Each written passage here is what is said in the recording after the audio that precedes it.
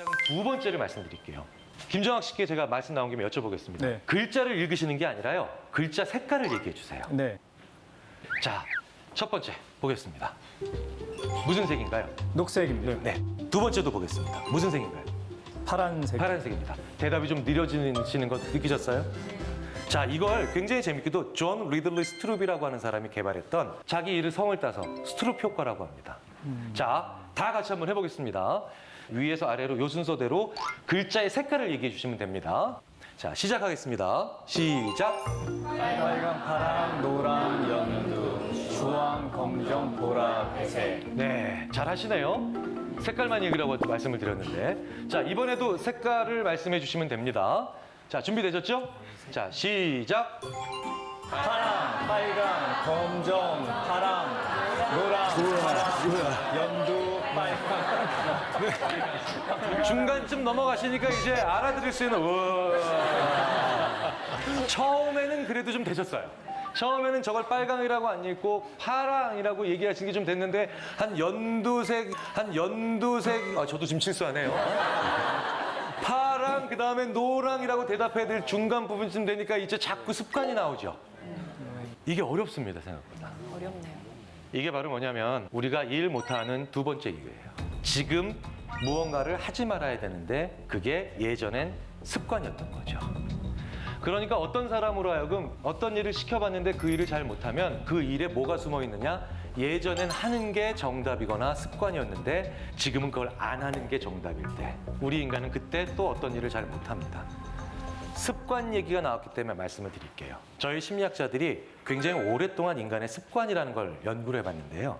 어떻게 하면 나쁜 습관을 없앨까요? 이런 질문들 많이 하시잖아요. 그건 불가능합니다. 그건 불가능합니다. 방금 보여드렸잖아요. 나쁜 습관이든 좋은 습관이든 습관을 없애는 건 불가능합니다. 그렇다고 영원히 그럼 그렇게 살아가세요? 그게 아니죠. 나쁜 습관 위에 다른 습관을 덮어 씌우는 것은 가능합니다. 그러니까 악습을 어떻게 없앨까요? 나쁜 습관을 어떻게 없앨까요? 라는 질문을 저희들이 받으면 저희들은 이렇게 얘기하죠. 좋은 습관으로 덮어 씌우세요. 내가 TV를 볼 때 손으로 자꾸 뭘 집어먹는 그런 안 좋은 습관을 가지고 있다? 그러면 TV를 보면서 그 손으로 다른 무언가를 해야 됩니다.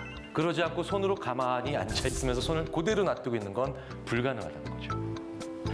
플로리다 대학의 로이 바우마이스터라고 하는 교수가 자신의 책 의지력의 재발견이라고 하는 책에서 나쁜 습관을 사람의 의지로, 본인의 의지로 없앤다는 것이 얼마나 사실은 허황된 착각이라는 것을 잘 보여줍니다. 담배를 끊으셨을 때요, 담배를 피지 말아야지라고 하는 의지력이 있을 때 이때는 담배를 참는 것이 가능해집니다. 그런데 엉뚱한 곳에서요, 다른 의지가 떨어졌을 때 우리는 그때 담배를 피는 겁니다. 담배를 피지 말아야지 하고 오전 11시까지 참고 계셨어요? 이건 담배에 관련된 내 의지잖아요. 그런데 갑자기 옆에 한 오전 11시 좀 넘었을 때 다른 부하 직원이 왔는데 서류를 엉망으로 해서 만들어 왔어요. 근데 내가 불불 화가 납니다. 딱 이랬는데 내가 어제 다른 직원들한테 왜 동료들끼리 화를 내냐. 서로 격려하면서 일하자. 그리고 내가 그 얘기했던 걸 기억하고 있는 사람들이 날 다 쳐다보고 있습니다. 그럼 나 어떻게 해야 돼요? 착한 척 해야 되죠. 그러면서 짝을 괜찮아, 힘내, 다시 해와. 그냥 속으로 불불 끓습니다. 그럼 내가 이 화를 참기 위한 데다가 에너지를 쓰고 있죠. 그럼 뭡니까? 의지가 고갈됩니다. 담배를 참기 위한 의지가 아니라 저 친구한테 화를 내지 않기 위해서 의지를 쓰고 있는 거죠. 하지만 총량에서는 여전히 마이너스가 혹은 총량에서는 어쩐지 소비가 되고 있는 겁니다. 저희 심리학자들이 총량의 법칙을 되게 좋아해요. 그러니까 분야는 다르지만 종류가 같은 에너지는 결국 여기서 소모되면 다른 곳에서 쓸 게 없다라는 거죠. 뭐 예를 들자면 저의 은사님 중에 한 분이 이런 얘기를 하세요. 사람에겐 지랄 총량의 법칙이 있대요. 이게 뭐냐면 한 군데서 막 지랄을 하면 다른 데 가서 지랄할 양이 줄어들고 어렸을 때 마구 지랄을 하면 늙었을 때 지랄의 양이 적어지며 너무 20대, 30대 때 이 지랄을 참으면 50대, 60대, 70대 때 이게 터져 나온다. 격하게 공감하시네요. 의지력도 마찬가지입니다. 의지력도 총량의 법칙이 있답니다. 이 친구에게 화를 내지 않기 위해서 나의 의지를 썼으니까 이 친구가 돌아가고 난 다음에 어느 순간 정신 차려보면 난 담배를 피고 있는 거예요.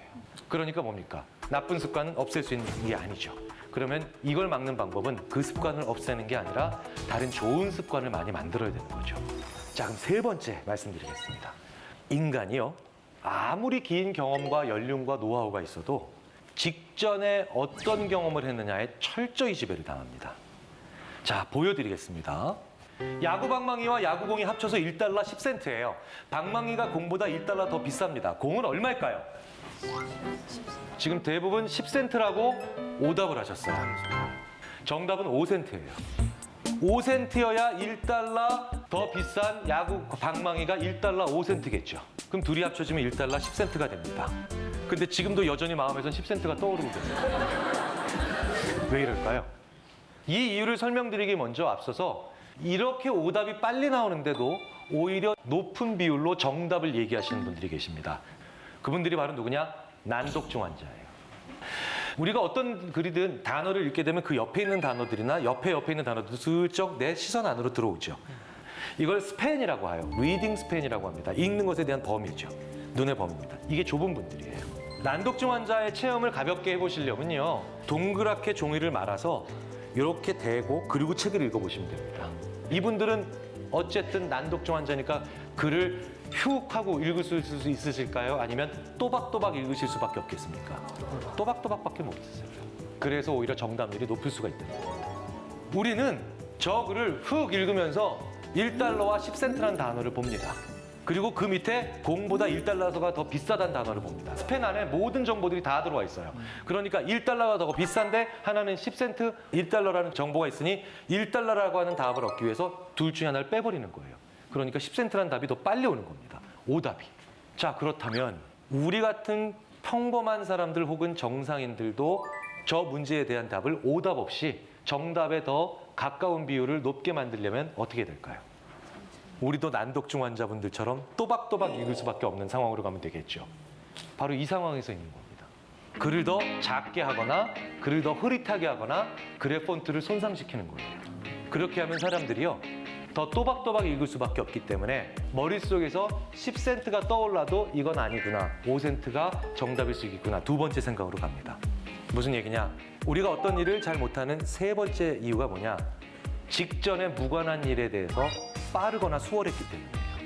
우리가 직전에 무관한 일에도 빠르거나 수월하면 어떤 생각을 가지게 되느냐? 과도한 자신감을 가지게 됩니다. 이런 경우 있죠. 오전 10시에 회의가 있는데 이 회의에서 발표를 내가 잘해야 됩니다. 굉장히 중요해요.